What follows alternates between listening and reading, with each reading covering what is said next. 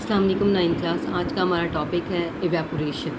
आपने देखा होगा कि अगर हम किसी बर्तन में या किसी कंटेनर में टब में पानी डाल कर रखते हैं तो कुछ टाइम के बाद वो पानी की लेवल जो है ना, वाटर का लेवल वो कम हो जाता है।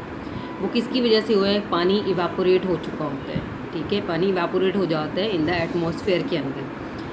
वो इसकी वजह ये भी है कि आपकी वाटर के जो मॉलिक्यूल्स होते हैं वो कांस्टेंट मोशन में होते हैं, क्योंकि काइनेटिक एनर्जी होती है तो वो मोशन हरकत में होते हैं। फास्ट मूविंग मॉलिक्यूल्स जो होंगे वो वाटर की सरफेस के ऊपर से एटमॉस्फेयर में चले जाते हैं। इस प्रोसेस को हम क्या कहते हैं? इवेपोरेशन।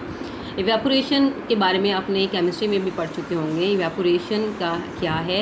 लिक्विड का चेंज हो जाना गैसियस स्टेट में वेपर्स के अंदर वाटर की लिक्विड की सरफेस के ऊपर से, जबकि आपने उसको हीट नहीं किया है। आपने उसको चूल्हे पर नहीं रखा है, बर्नर पर नहीं रखा है। ठीक है, विदाउट हीटिंग इट, इसको हम क्या कहते हैं? इवेपोरेशन।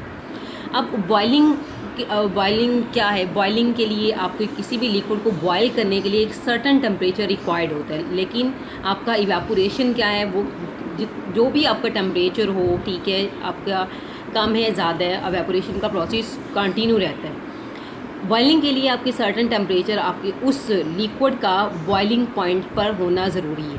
ठीक है, तभी आपके वेपर्स जो है ना वो वाटर की सरफेस या लिक्विड की सरफेस के अंदर से भी और लिक्विड की सरफेस के ऊपर से भी क्या हो जाते हैं? इवेपोरेट होते हैं, बॉयल होते हैं, इवेपोरेट होते हैं।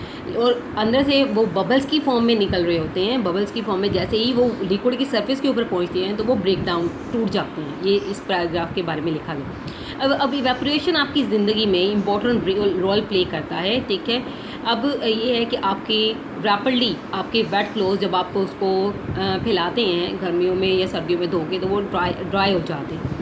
इवेपोरेशन की वजह से आपको कूलिंग का एहसास भी होता है। How evaporation causes cooling. ठीक है, तो वाई, इसका आंसर, ये क्वेश्चन मैंने लिख दिया है, ये इसका आंसर।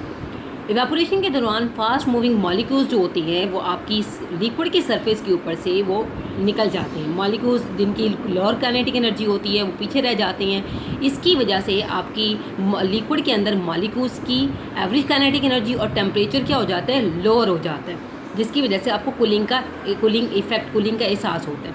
अब टेम्परेचर आपकी सब्सटेंस का डिपेंड करता है, ठीक है, किसके ऊपर? आपके लिक्विड के मॉलिक्यूल्स की काइनेटिक एनर्जी के ऊपर, कि वो कितनी स्पीड के साथ मूव कर रहे हैं। अब दूसरा पॉइंट इसका बनता है कि how evaporation cooling evaporation of perspiration, कि आपको पसीने की वजह से भी जो इवेपोरेशन होती है तो आपकी बॉडीज़ को कूलिंग इफेक्ट फील होता है। ठीक है, दिस वन, ये लाइन आनी। अब इवेपोरेशन जो है ना वो तमाम टेम्परेचर पर रोनमा होता है लिक्विड की सरफेस के ऊपर से। ये रेट ऑफ इवेपोरेशन जो है ना वो डिफरेंट इफेक्ट्स इसको क्या करती हैं? फैक्टर्स इसको इफेक्ट करती हैं। वो फैक्टर्स कौन से हैं? फैक्टर्स की हेडिंग देनी है, factors affecting the rate of evaporation. सबसे पहले आपने ये क्वेश्चन मोस्ट इंपॉर्टेंट है, लॉन्ग भी और शॉर्ट भी। अगर आपको डेफिनेशन आती है तो आपने इवेपोरेशन की definition plus this one example लिखनी है। ठीक है, take some water in dish, the water in the dish will disappear after some time due to evaporation. ठीक है, ये एग्जांपल हो जाएगी। अगर आपको लॉन्ग में आता है तब भी आपने पहले इवेपोरेशन की डेफिनेशन लिखनी है, एग्जांपल लिखनी है और उसके बाद हेडिंग देनी है factors affecting the rate of evaporation. अपने 4 पॉइंट्स लिखने हैं, नेम लिखने हैं सबसे पहले, temperature, surface area number 2, number 3 wind है, नंबर 4 आपका नेचर ऑफ द लिक्विड है।